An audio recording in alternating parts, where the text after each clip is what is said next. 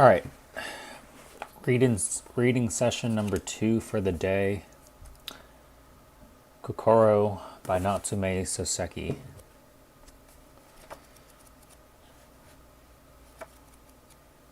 We have about 80 pages left, so more than halfway done.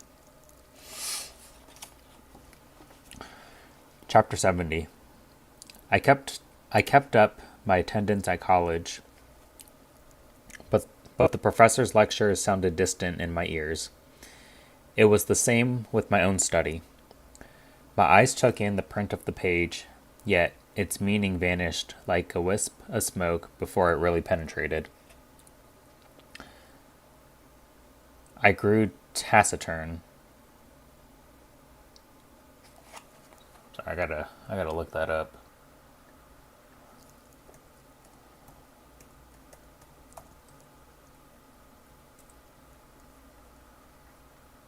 Taciturn. Someone who is quiet, reserved, or disinclined to speak. Okay.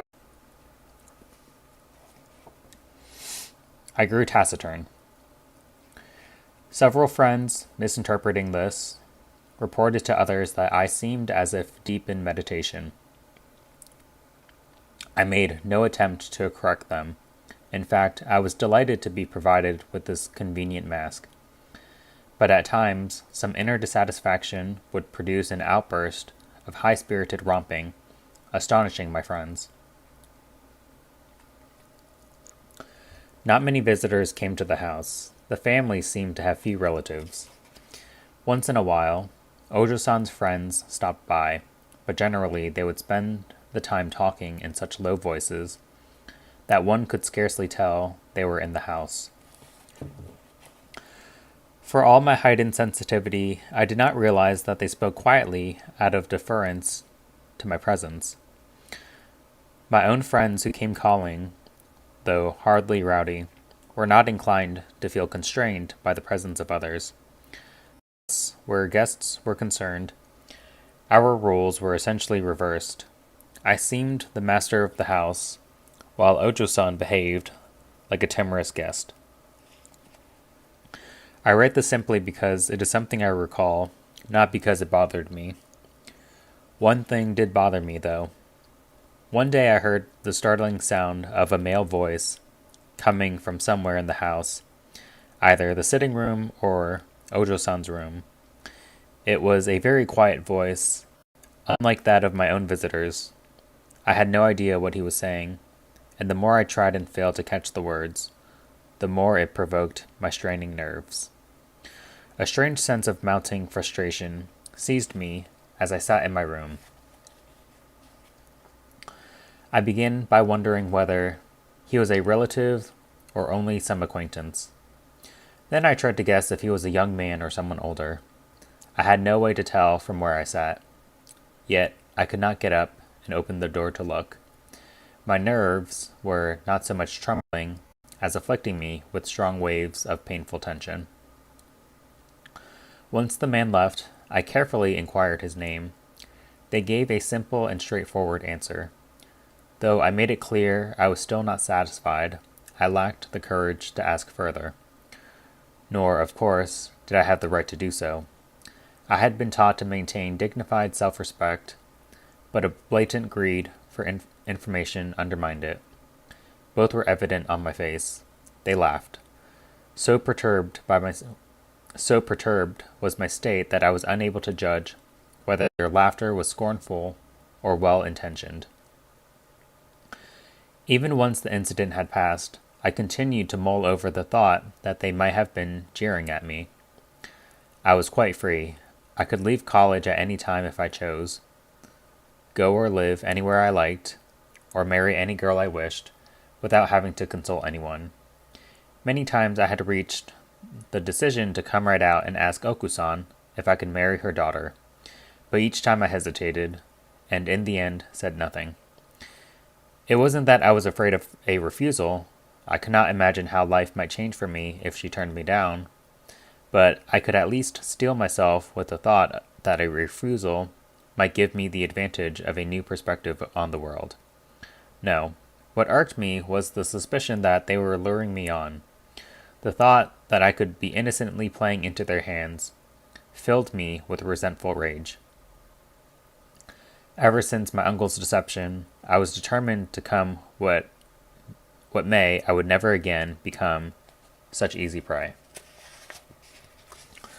Chapter 71. I spent my money on nothing but books. Okusan told me I should get some clothes, and it was true.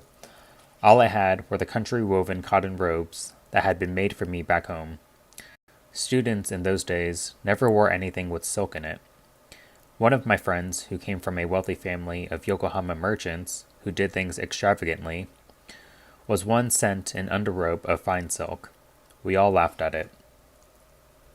He produced all sorts of shamefaced excuses and tossed it unworn into his trunk, till we gathered around one day and bullied him into wearing it. Unfortunately, the thing became infested with lice. This was a lucky break for my friend, who bundled it up and carried it off on one of his walks, where he threw it into the large ditch in Nezu. I was with him, and I remember standing on the bridge, laughing as I watched him. It never crossed my mind that this was a wasteful thing to do.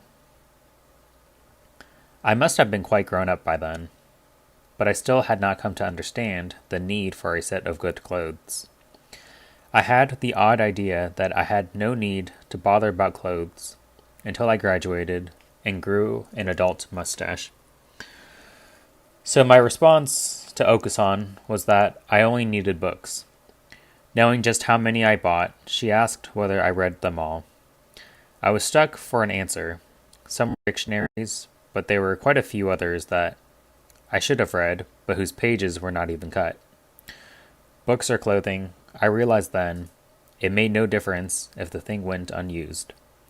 Besides, I wanted to buy Ojo-san an obi or some fabric that took her fancy, on the pretext of repaying them for all the kindness I had received.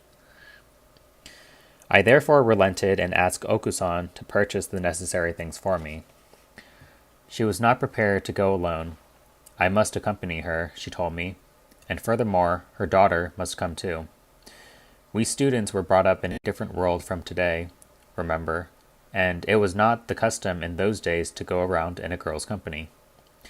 Being still very much a slave to convention, I was hesitant, but I finally gathered up my courage, and we all set off together. Ojo-san was dressed up for the occasion. She had whitened her naturally pale face with copious amounts of powder, and the effect was striking. Passers-by stared at her. Then their eyes would stray to my face as I walked beside her, which I found disconcerting.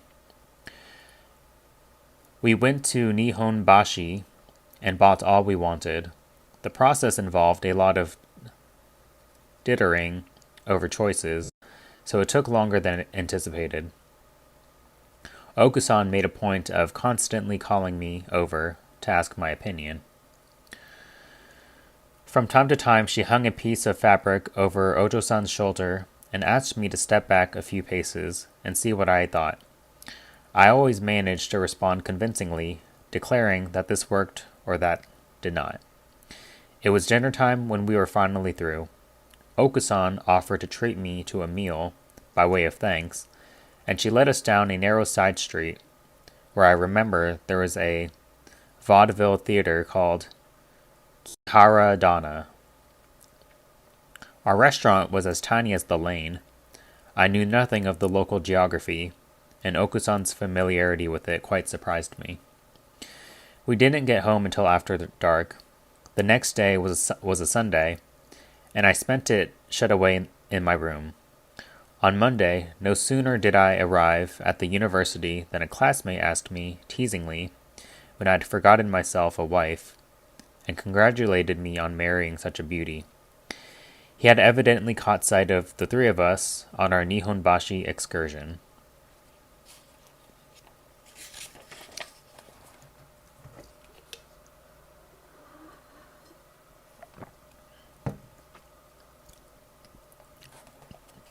Chapter 72. When I got home, I told the story to Okusan and Ocho-san. Okusan laughed, then looked me in the eye and added, "That must have been awkward for you." I wondered then whether this was how a woman induces a man to talk. Her look certainly gave me reason to think so. Perhaps I should have asked for Ojo-san's hand then and there, but my heart was by now deeply ingrained with distrust.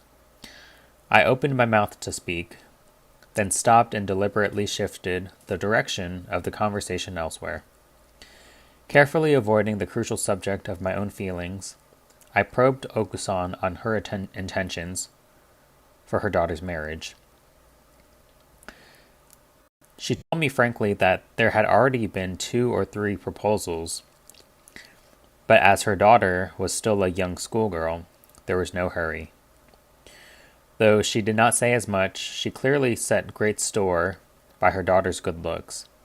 She even remarked in passing that a suitable husband could be found any time they wished. But as her daughter was an only child, she said, she was not inclined to send her off with just anyone.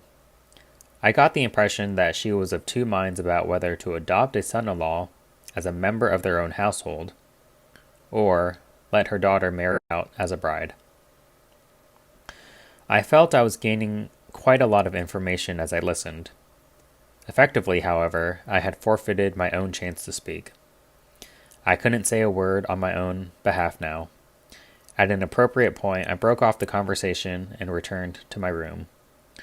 Ojo-san, who had been sitting with us laughing and protesting at my tale, by this time I had retreated to a corner with her back turned. As I stood to leave, I turned and saw her there. It is impossible to read the heart of someone who is looking away, and I couldn't guess what she might have been thinking as she listened. She was sitting beside the half-open closet and had taken something from it and laid it on her lap. She now appeared to be gazing intently down at it. In a corner of the open closet, I caught sight of the fabric I had bought her 2 days before. My own new robe, I saw, lay folded there with hers. As I was standing wordlessly to leave, Okusan suddenly grew serious. "What's your opinion?" she asked, confused by the unexpected question. I had to ask what she meant.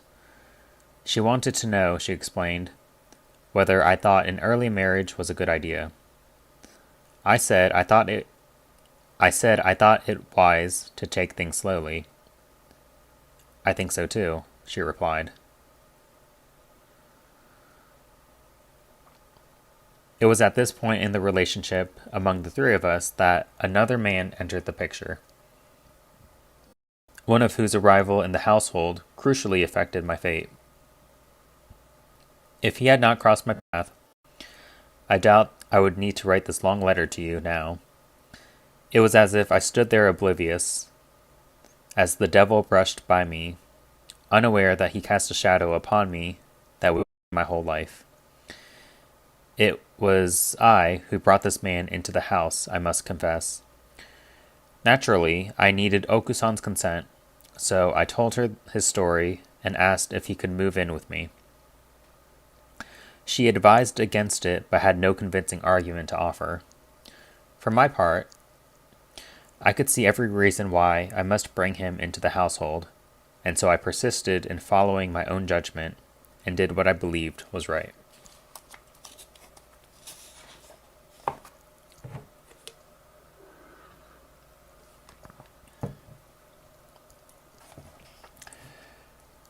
All right, chapter 73.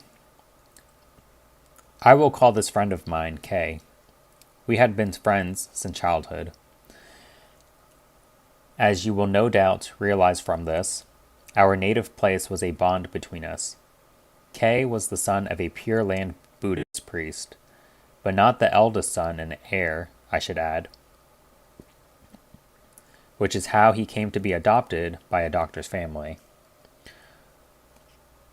The Hongan subsect had a very powerful presence in my home district, and its priests were better off than others. If the priest had a daughter of marriageable age, for instance, one of his parishioners would help to find her a suitable match, and the wedding expenses would of course not come out of his own pocket. Pure Land temple families were thus generally quite wealthy. Kei's home temple was a prosperous one. Even so, the family may not have had the funds to send him to Tokyo for his education. Did they decide to have him adopted into the other family because the other family had the means to educate him? I have no way of knowing. I only know that the doctor's family adopted him while we were still middle school students. I still remember the surprise I felt when the teacher called the roll one day, and I realized Kei's name had suddenly changed. His new family was also fairly wealthy, and they paid for him to go to Tokyo for his studies. I left before he did, but he moved into the same dorm when he arrived. Kei and I shared a room. In those days, it was common for 2 or 3 students to study and sleep together in the one room. We lived huddled together like wild animals trapped in a cage, hugging each other and glaring out at the world. Tokyo and its inhabitants frightened us both. There in our little room, however, we spoke with contempt of the world at large. But we were in earnest, and determined one day to become great. Kei's willpower was particularly strong. Son of a temple family that he was in the habit of talking in terms of the Buddhist concept of dedicated self-discipline, and his behavior certainly seemed to me to epitomize this ideal. In my heart, I stood in awe of him. Ever since our middle school days, Kei had bewildered me with difficult discussions on religion and philosophy. I do not know whether his father had inspired this interest, or whether the atmosphere peculiar to temple buildings had infected him as a child. In any event, Kei seemed to me far more monkish than the average monk. His adoptive family had sent him to Tokyo to study medicine. In his stubborn way, however, he had decided before he arrived that he would not become a doctor. I reproached him, pointing out that he was in effect deceiving his adoptive parents, and he brashly agreed that he was. Such deception did not bother him, he said, since it was in the cause of his chosen path. I doubt if even he understood precisely what he meant by this phrase. I certainly had no idea. But we were young, and this vague abstraction had for us a hollowed ring. Comprehension was beside the point. I could not but admire these lofty sentiments that governed and impelled him. I accepted his argument. I do not know how important my agreement may have been for Kei, but he would surely have gone his way, stubbornly, regardless of any protest I made. Child though I still was, however, I was prepared to accept that by going along with him, I would bear some responsibility if problems ever arose. Even if I could not quite summon such resolve at the time, nevertheless, I spoke my words of encouragement to him, firm in the belief that if in later life I ever had cause to look back on this moment, I would properly acknowledge the degree of responsibility I bore.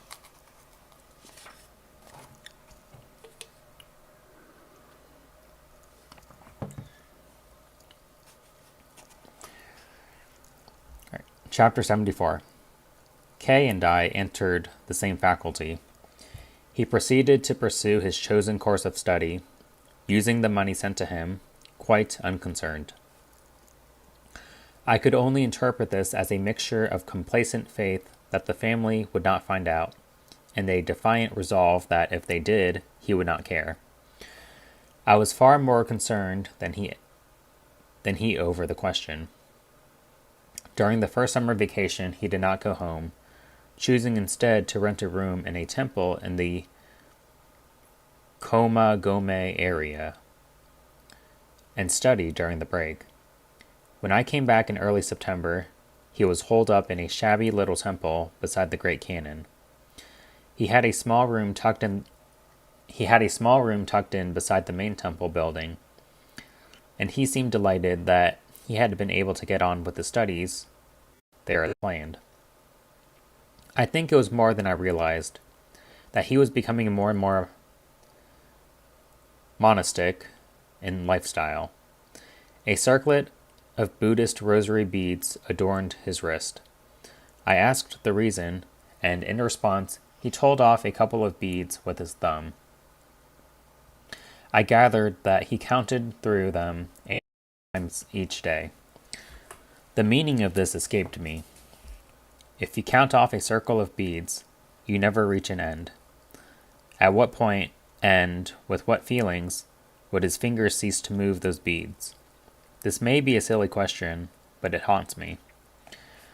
I also saw a Bible in his room, which rather startled me.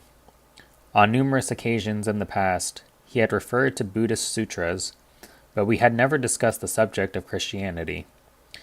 I could not resist asking about it. There was no real reason, he replied. He thought it natural to want to read a book that brought such comfort to others. If he had the chance, he added, he would like to read the Quran as well. He seemed particularly interested in the idea of Muhammad spreading the word with book or sword. In the second year, he finally gave in to family pressure and went home for the summer. He apparently told them nothing about what he was studying even then, and they did not guess. Having been a student yourself, you will of course be well aware of such things, but the world at large is surprisingly ignorant about student life, school regulations, and so forth. Things that are quite routine for students mean absolutely nothing to outsiders. On the other hand, locked away in our own little world, we are far too inclined to assume that the world is thoroughly acquainted with everything great and small to do with school. Kay, no doubt, understood this ignorance better than I. He returned to college with a nonchalant air. We set off for Tokyo together, and as soon as we were in the train, I asked him how it had gone. Nothing had happened, he told me. Our third summer vacation was the time when I decided to leave forever the land that held my parents' graves. I urged Kay to go home that summer, but he resisted. He said he saw no point in going back every year. He clearly planned to spend the summer in Tokyo studying again. So I resignedly set off for home without him. I have already written of the deep turmoil into which my life was thrown by those 2 months at home.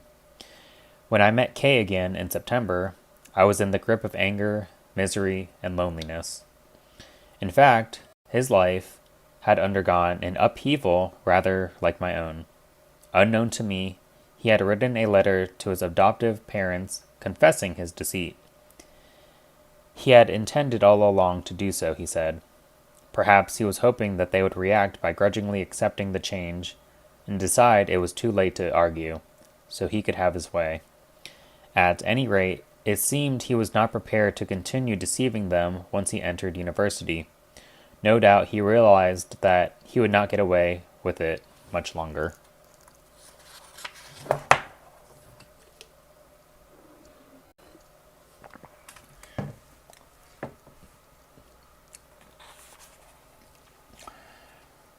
Chapter 75.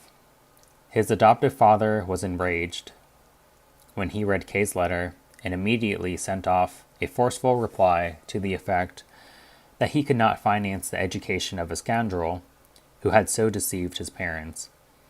Kay showed me the letter. He then showed me the one he had received from his own family, which condemned him in equally strong terms. No doubt, an added sense of failed obligation to the other family reinforced their decision to refuse to support him.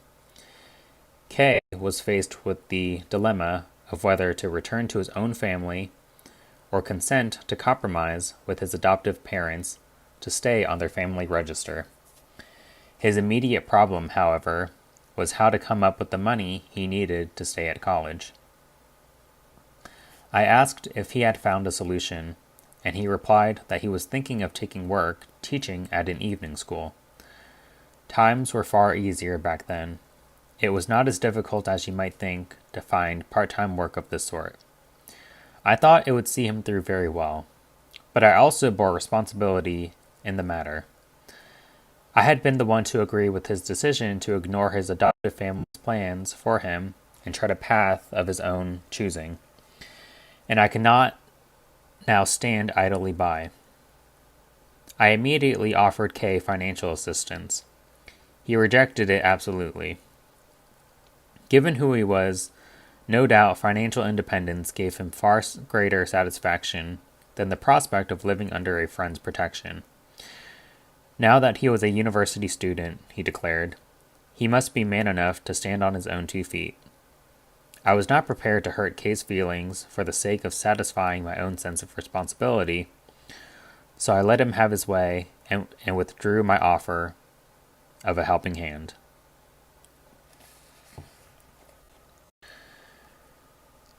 Kay soon found the kind of job he hoped for, but as you can well imagine for someone with his temperament, he chafed at the amount of precious time it consumed. Still, he pushed fiercely on with his studies, never slackening under the added burden. I worried about his health, iron-willed. He laughed me off and paid no heed to my warnings. Meanwhile, his relations with his adoptive family were growing increasingly difficult. His lack of time meant that he no longer had a chance to talk with me as he used to, so I never learned the details, but I was aware that more and more stood in the way of a resolution. I also knew that someone had stepped in and attempted to mediate. This person wrote to Kay encouraging him to return, but he refused, having made up his mind that it was absolutely out of the question. This obstinacy, or so it would have struck the other party, although he claimed that it was impossible for him to leave during the school term, seemed to exacerbate the situation. Not only was Kay hurting the feelings of his adopted family, he was fueling the ire of his real family as well. Worried, I wrote a letter that attempted to soothe the situation, but it was too late by now for it to have any effect. My letter sank without a word of response. I, too, grew angry. The situation had always encouraged my sympathy with Kay, but now I was inclined to take his side regardless of the rights and wrongs of the matter. Finally, Kay decided to officially return to his original family's register, which meant that they would have to repay the school fees paid by the other party. His own family, however, responded by washing their hands of him. To use an outmoded expression, they, as it were, disowned him. Perhaps not quite so radical as that, but that was how he understood it. Kay had no mother, and certain aspects of his character were perhaps the results of his being brought up by a stepmother. If his mother had not died, I feel, this distance between him and his family might never have arisen. His father, of course, was a priest, but his sternness in matters of Confucian moral obligation suggests that there was a lot of the samurai in him.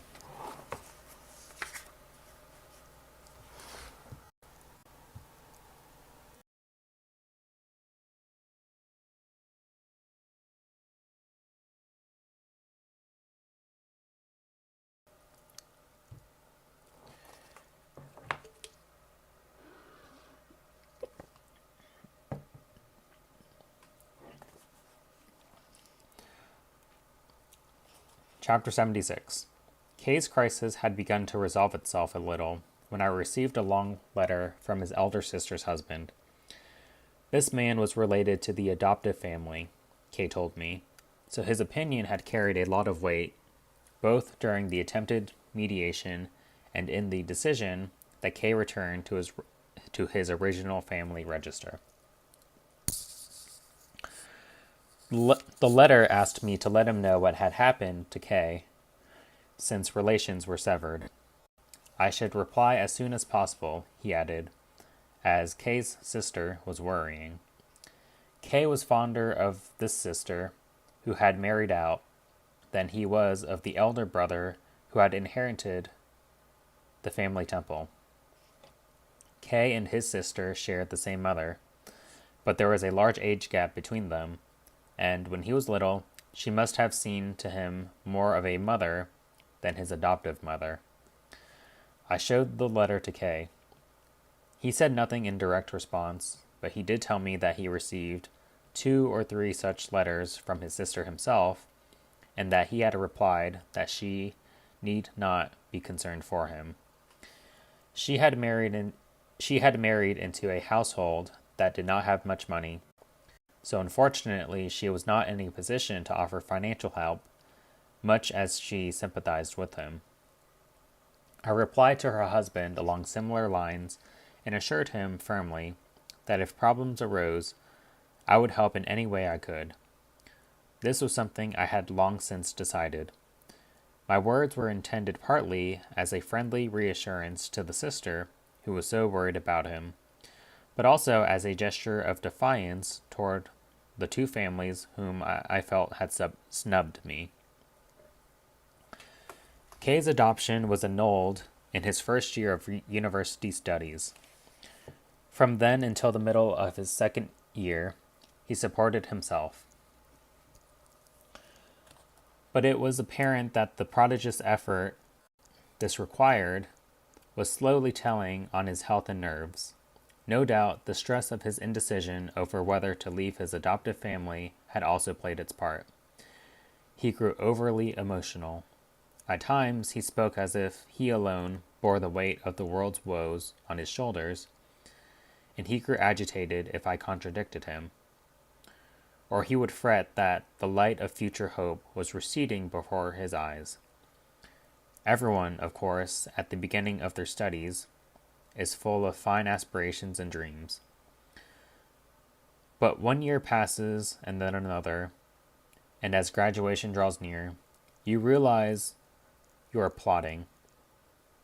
At this point, the majority inevitably lose heart, and Kay was no exception. His feverish anxiety was excessive, however. My sole concern became to somehow calm him. I advised him to give up all unnecessary work, and added that for the sake of that great future of his, he would be wise to relax and enjoy himself more. I knew it would be difficult to get this message through to my stubborn friend, but when the time came for me to say my piece, it took even more persuasion than I had anticipated, and I struggled to hold my ground. He countered me by asserting that scholarship was not his primary aim. His goal was to develop a toughness of will that would make him strong, and to this end his circumstances must remain as straitened as possible. From any normal point of view, this determination was wildly eccentric. Furthermore, the situation to which he chose to cling was doing nothing to strengthen his will. Indeed, it was rapidly driving him to nervous collapse. All I could do was present myself as deeply sympathetic. I declared that I too intended to pursue a similar course in life. In fact, these were no empty words. Kay's power was such that I felt myself increasingly drawn by his views. Finally, I proposed that he and I should live together and work to improve ourselves. In effect, I chose to give in to him in order to be able to bend his will.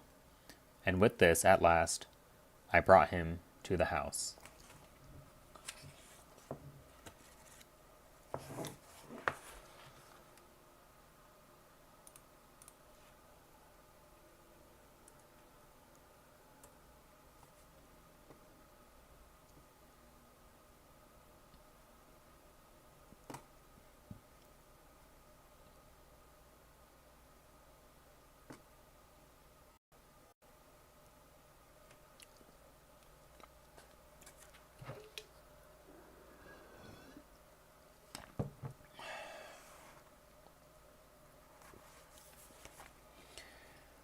Chapter 77. From the entrance hall, the only access to my room was through a little four-mat room that lay between. This anteroom, in effect a passageway, was virtually useless for practical purposes. This is where I put Kay. At first, I recreated our previous arrangement, placing 2 desks side by side in my own larger room, but with the idea that we would also share the small one. But Kay chose to make the small room exclusively his, declaring that he was happier alone, no matter how cramped the space. As I mentioned, Okusan initially opposed my plan to bring Kay in at all. In an ordinary lodging house, she agreed, it made sense for 2 to share, and still better 3. But she wasn't doing this as a business, she said, and urged me to reconsider. I told her Kay would be no trouble. Even so, she replied, she did not like the idea of housing someone she didn't know. In that case, I pointed out, she should have objected to me as well. But she countered with the statement that she had known and trusted me from the beginning. I smiled wryly. At this point, she changed her tactics. Bringing in someone like Kay, she said, would be bad for me. When I asked why, it was her turn to smile.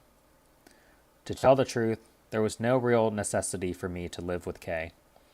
But if I had tried to give him a monthly cash allowance, I felt sure he would have been very reluctant to accept it.